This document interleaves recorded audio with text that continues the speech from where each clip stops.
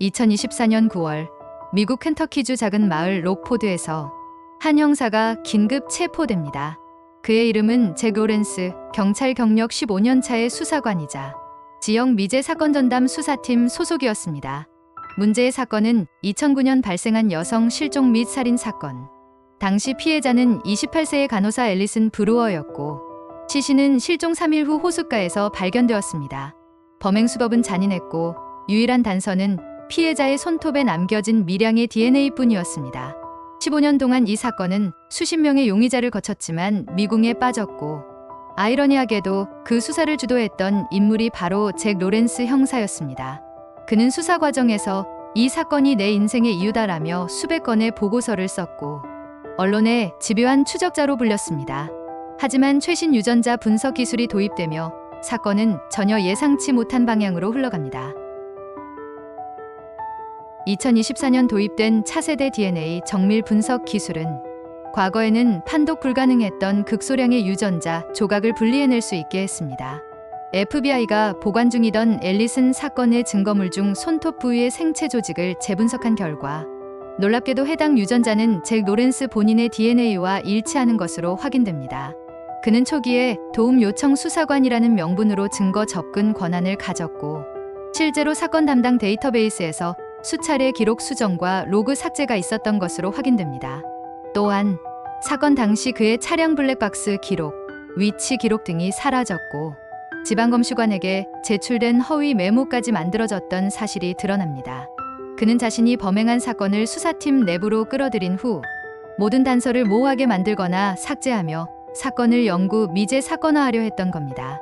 그리고 그 작업은 15년 동안 성공적으로 유지되었습니다. 잭 로렌스는 체포 후 묵비권을 행사했지만 FBI 신문 과정에서 충격적인 진술을 시작합니다. 나는 2009년 그 여자를 우연히 만났다. 우발적인 일이었지만 감정이 폭발했다. 그날 이후 나는 내가 어떤 사람인지 어디에 속해야 하는지 고민했다. 그래서 경찰이 됐다.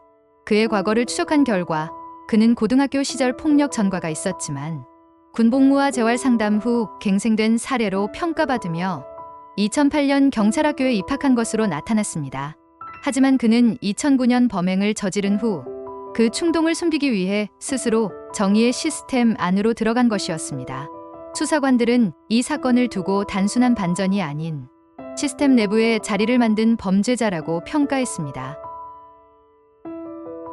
잭 로렌스는 경찰로서 꾸준히 실적을 쌓았고 2014년에는 우수 공무원상을 받기도 했습니다. 그는 동료들에게 성실하고 시민들에게는 따뜻한 사람으로 알려져 있었으며 동네 학교에서 청소년 대상 안전교육도 맡았던 인물이었습니다.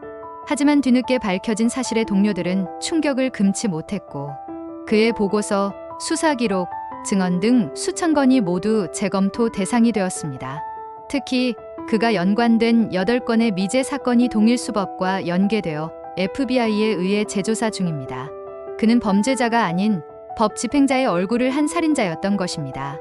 피해자 유족들은 이건 단순한 살인이 아니라 법과 질서에 대한 신뢰 자체를 배신한 행위라고 말했습니다.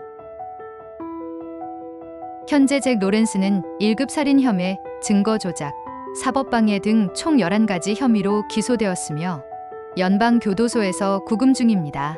그는 여전히 모든 혐의를 일부 부인하고 있지만 추가 증거들이 속속 드러나며 재판은 일방적으로 흘러가고 있습니다. 이 사건은 단지 경찰이 범인이었다는 반전만이 아닙니다.